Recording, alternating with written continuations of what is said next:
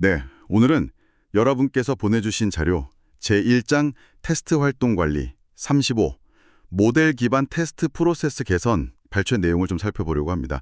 이 테스트 프로세스를 어떻게 체계적으로 개선할 수 있을까 이런 이야기인데요. 핵심은 이거 같아요. 결국 제품의 최종 품질은 그 제품을 만드는 전체 과정, 특히 테스트 과정의 품질에 크게 좌우된다는 거죠. 보통 테스트에서 뭔가 문제가 생기면 특정 테스터의 실수인가? 아니면 역량이 부족한가? 이렇게 생각하기 쉬운데요. 근데 이 자료는 좀 다른 관점을 보여주는 것 같아요. 문제의 근본 원인이 개인이 아니라 프로세스 그 자체에 있을 수 있다. 그래서 잘 정의된 시스템, 그러니까 테스트 프로세스를 개선하는 게 중요하다는 거죠. 이걸 모델 기반으로 접근한다고 하는데 전문가님, 이게 정확히 어떤 의미인가요? 네, 아주 중요한 부분을 짚어주셨어요. 여기서 말하는 모델이라는 게 테스팅 분야에서 이미 효과가 검증된 좋은 방법들이 있잖아요. 소위 모범 사례, 베스트 프랙티스라고 하죠. 이런 것들을 체계적으로 정리해 놓은 하나의 틀, 프레임워크라고 보시면 됩니다. 그러니까 막연하게 개선하자 이게 아니라 어떤 부분을 어떻게 점검하고 발전시켜야 할지 그 구체적인 기준과 단계를 제공해 주는 거죠. 자료에서도 TMMI나 TPI Next 같은 모델들을 예시로 들고 있고요. 그러니까 이미 성공적으로 적용됐던 경황들을 바탕으로 만든 일종의 지도나 진단 도구 같은 거군요. 네, 맞습니다. 그런 개념이죠. 그럼 그 TMMI나 TPI 넥스트는 구체적으로 어떻게 좀 다른가요? 그냥 이름만 다른 건 아닐 텐데요. 네, 좋은 질문입니다. 이게 목적이나 접근 방식에 좀 차이가 있어요. 예를 들어 TMI는 조직 전체의 테스트 프로세스가 얼마나 성숙했는지를 봐요. 보통 5단계 레벨로 평가하거든요. 그래서 우리 조직이 지금 어느 수준에 있고 다음 단계로 가려면 뭘 해야 하는지 좀 큰 그림을 보여주는데 중점을 둡니다. 조직 전체의 현 위치를 진단하는 거군요. 그렇죠. 반면에 TPI 넥스트 같은 모델은 좀 더 구체적인 개선 영역들에 집중합니다. 예를 들면 테스트 전략 수립이라든지 결함 관리 같은 개별 활동들이 얼마나 잘 수행되고 있는지를 세부적인 점검 항목, 체크포인트들을 통해서 진단하고 개선 방향을 딱 제시하는 데 좀 더 특화되어 있다고 할 수 있죠. 하나는 전체적인 성숙도 레벨을 보고 다른 하나는 좀 더 세부 활동들의 관광 상태를 점검하는 느낌이네요. 네, 맞아요.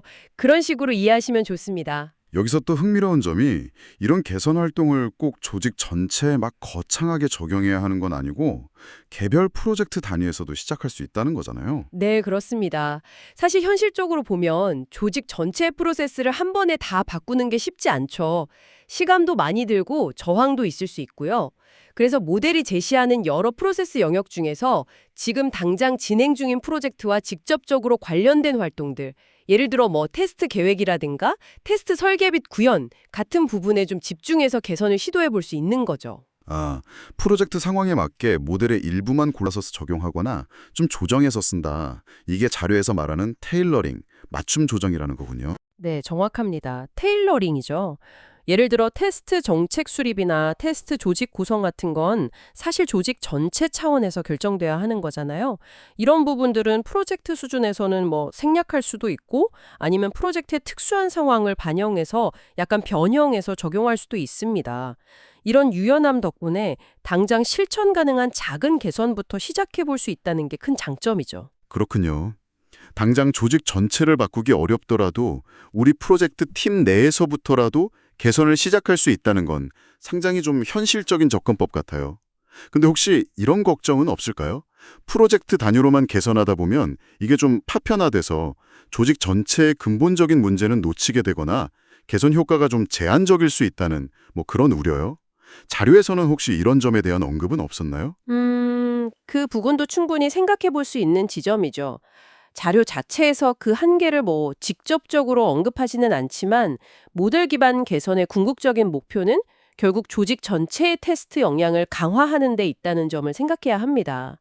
프로젝트 수준의 개선은 분명 중요한 첫걸음이죠. 하지만 이상적으로는 이런 성공 사례들이 좀 쌓이고 공유되면서 조직 전체의 표준 프로세스로 발전하고 또 내재화되는 그런 선순환 구조를 만드는 게 바람직하다고 할 수 있습니다. 결국 작은 성공들이 모여서 큰 변화를 이끄는 거군요. 네. 그리고 이 모든 노력의 바탕에는 역시 프로세스 품질이 제품 품질을 좌우한다는 그 근본적인 믿음이 깔려 있는 거고요. 단순히 테스트 케이스를 많이 수행하는 것보다 그 테스트 활동이 이루어지는 과정 자체를 신뢰할 수 있게 만드는 것, 그게 훨씬 중요하다는 겁니다. 네, 오늘 모델 기반 테스트 프로세스 개선에 대해서 정말 깊이 있는 이야기를 나눠봤습니다. 제공해 주신 자료 덕분에 왜 테스트 프로세스 개선이 중요한지, 또 TMMI나 TPI Next 같은 모델들이 어떻게 도움을 줄 수 있는지, 그리고 이걸 어떻게 우리 프로젝트 상황에 맞게 유연하게 적용할 수 있는지 명확하게 이해할 수 있었던 것 같습니다. 마치 우리 몸 건강 상태를 정기적으로 진단하고 처방을 내리듯이 테스트 프로세스도 계속 점검하고 개선해 나가야 한다는 생각이 드네요. 여기서 한 걸음 더 나아가서 이제 여러분 스스로에게 질문을 한번 던져보시면 좋겠습니다. 지금 여러분이 참여하고 계신 프로젝트나 속한 조직의 테스트 프로세스를 한번 떠올려 보세요. 가장 먼저 좀 개선하고 싶은 부분, 혹은 가장 아쉽다고 느끼는 지점은 어디인가요? 그리고 오늘 저희가 이야기 나눈 이런 모델 기반 접근법이 여러분의 상황에 어떻게 도움이 될 수 있을지 한번 고민해 보시는 건 어떨까 싶습니다. 그리고 더 자세한 내용이 궁금하시다면 자료에서도 언급됐던 ISTQBIA의 엑스퍼트 레벨 테스트 프로세스 개선 관련 자료들을 찾아보시는 것도 좋은 시작이 될 겁니다. 네, 맞습니다. 오늘 나눈 이야기들이 여러분의 테스트 활동과 또 최종 제품의 품질을 높이는데 작은 영감이라도 되었기를 진심으로 바랍니다. 다음에 또 흥미로운 자료 분석으로 찾아뵙겠습니다.